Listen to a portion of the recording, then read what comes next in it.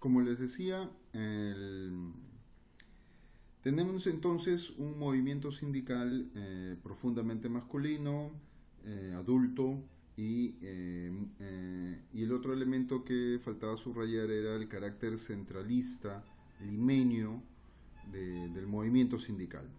El movimiento sindical principalmente se encuentra en la ciudad de Lima. Fuera de Lima hay una presencia sindical, eh, si bien cuantitativamente no es mucho, sí cualitativamente es importante el sindicalismo minero, el sector estatal, docentes, eh, y en algunas regiones algunas actividades particulares, ¿no? Agroindustria en el sur y así, o en el norte y así sucesivamente.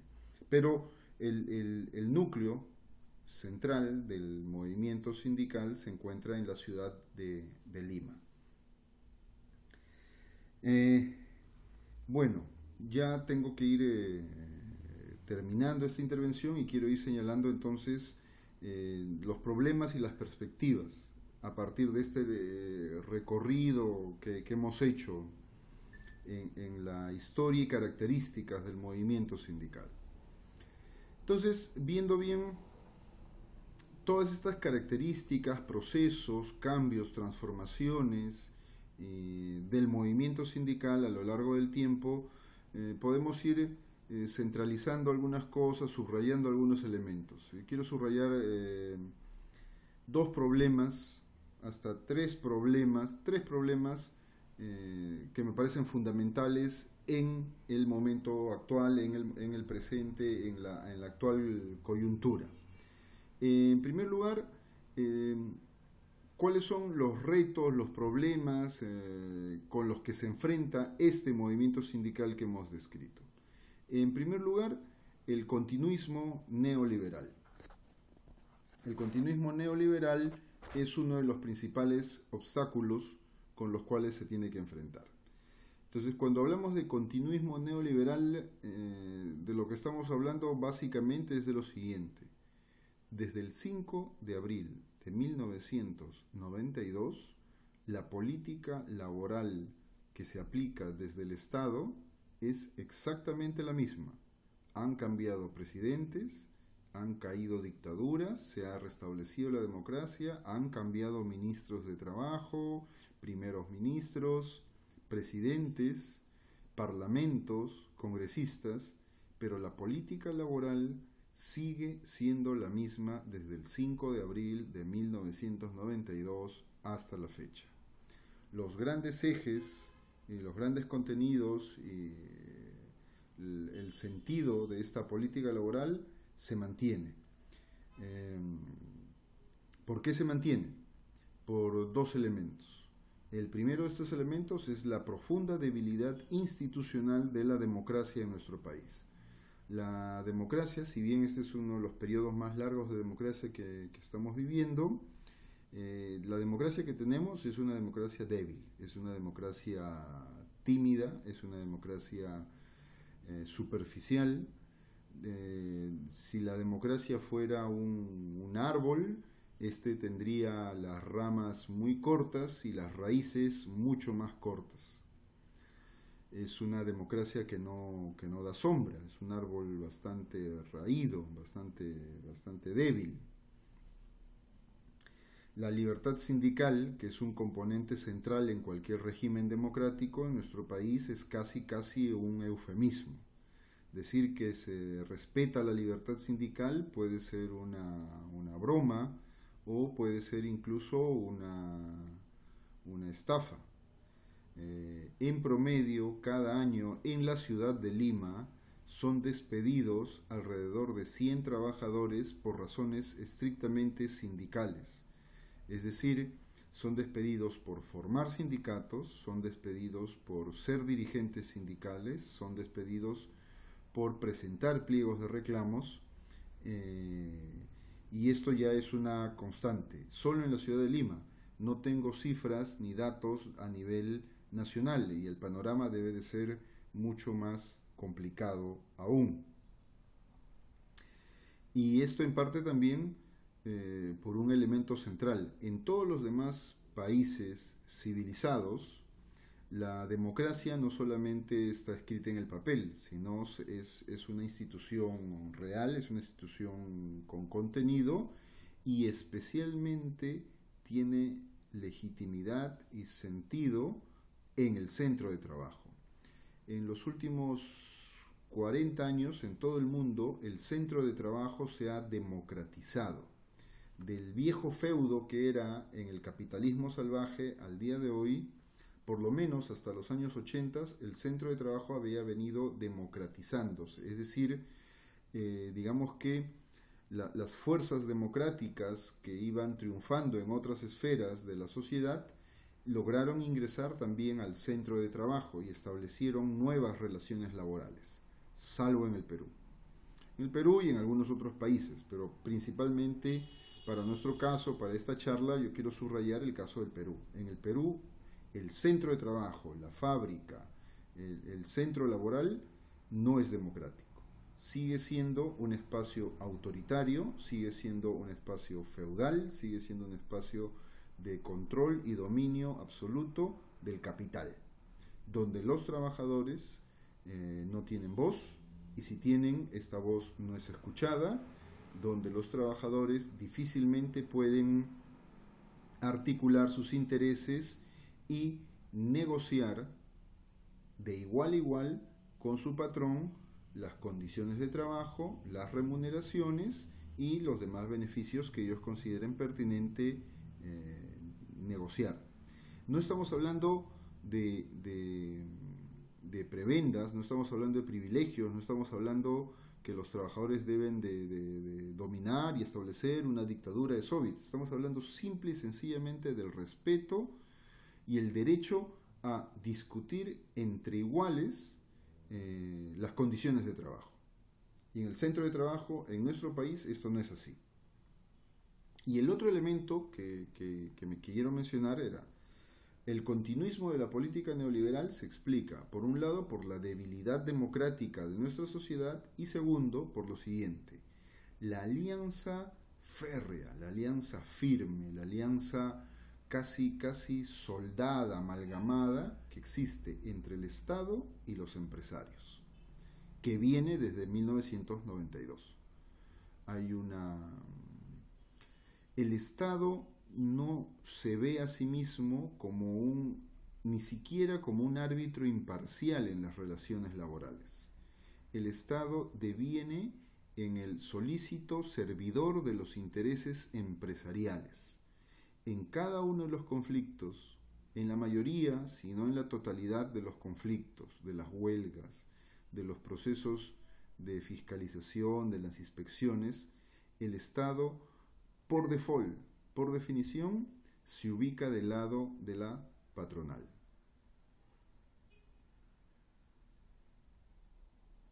Se ubica del lado de la patronal, se ubica del lado de los empresarios.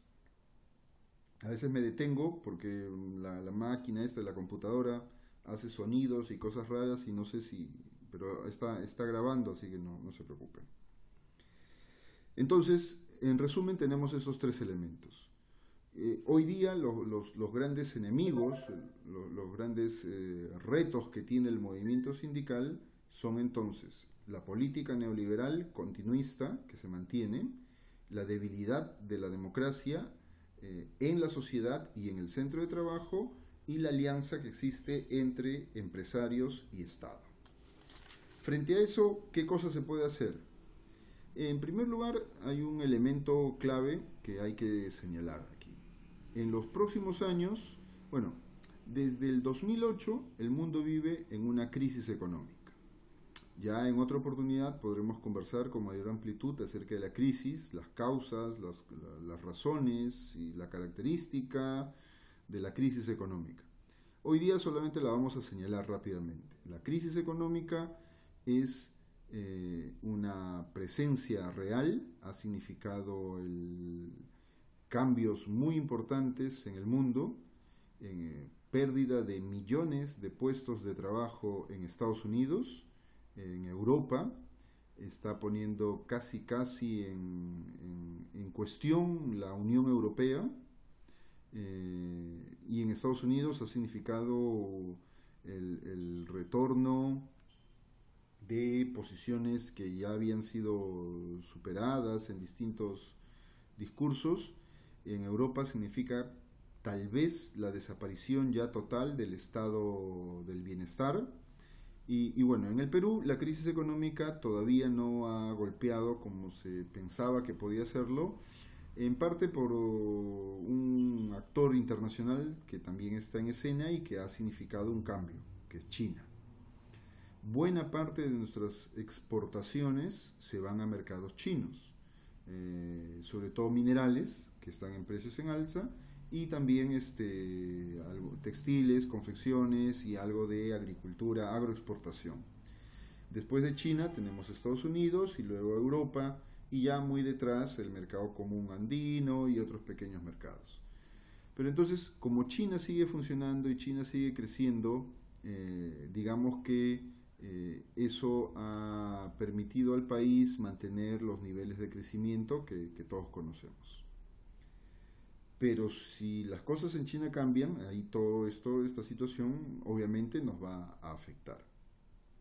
En el marco de esta crisis mundial, que es la crisis del neoliberalismo, como producto de esto, como producto de las tensiones que se originan en esta crisis, lo que tenemos es también la conformación de un bloque popular de resistencia que cada vez se va haciendo más grande. En otros países este bloque está en el gobierno, en el Cono Sur, en Venezuela, en Brasil, con distinto grado, con distinto tono, pero está en posiciones de autoridad y de poder político.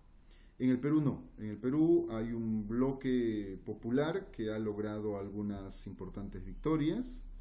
La elección de Ollanta es el resultado de esto, por ejemplo.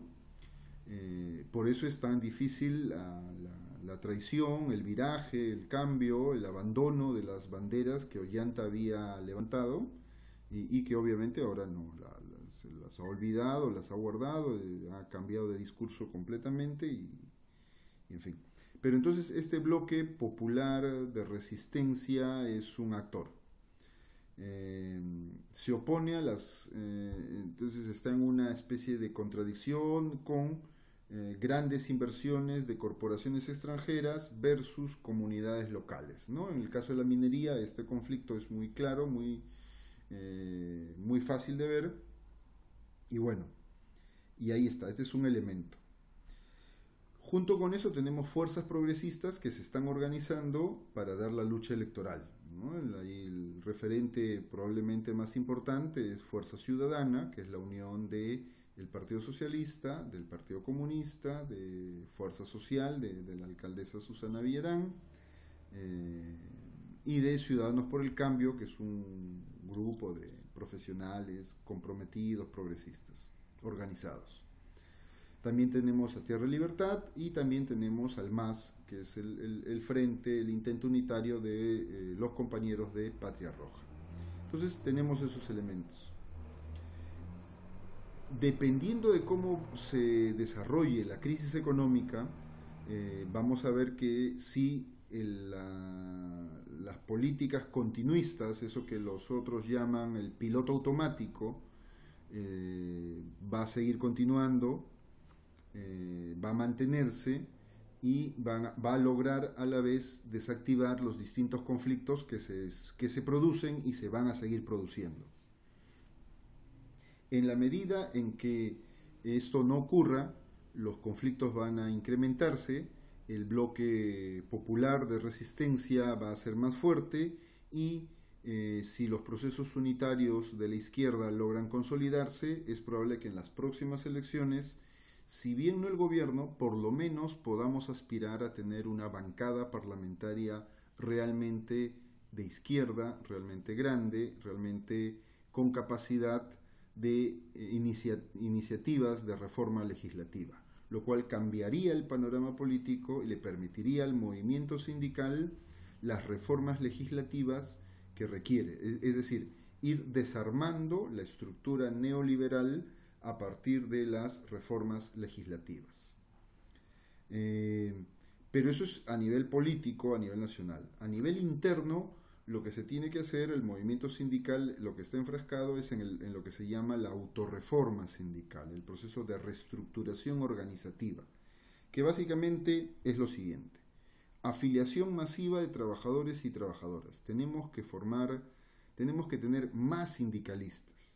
Hay que afiliar a más trabajadores. 5% no es una tasa de sindicalización que nos permita a nosotros negociar, luchar y exigir mayores ingresos. Con 5% solamente vamos a estar en la resistencia. Tenemos que recuperar a los trabajadores y organizar, crear más sindicatos, pero no solamente, no cualquier tipo de sindicato. Necesitamos sindicatos de rama, sindicatos nacionales.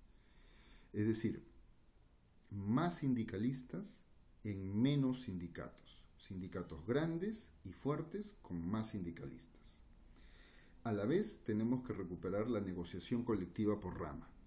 La negociación por empresa es importante, es buena, pero a largo plazo no nos permite recuperar capacidad adquisitiva, porque es muy difícil recuperar la capacidad adquisitiva si no hay con negociación colectiva por rama.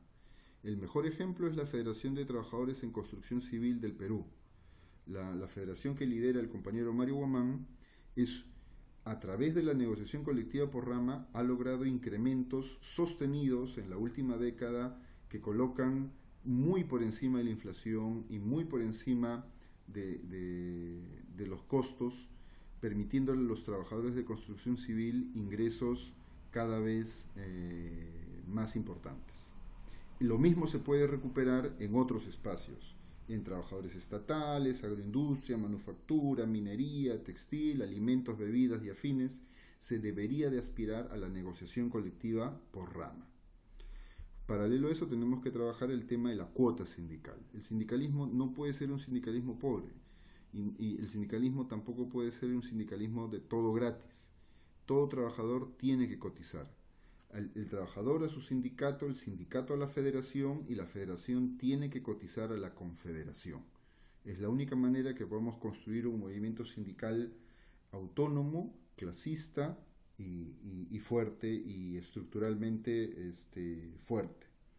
Y tenemos que continuar con el proceso de profesionalización de la actividad sindical, ya sea con mayor capacitación. Para eso está la Escuela Nacional Sindical José Carlos Mariate y en la CGTP, o por ejemplo la Escuela Nacional Sindical Pedro Wilcatexe, que yo tengo el honor de ser el encargado,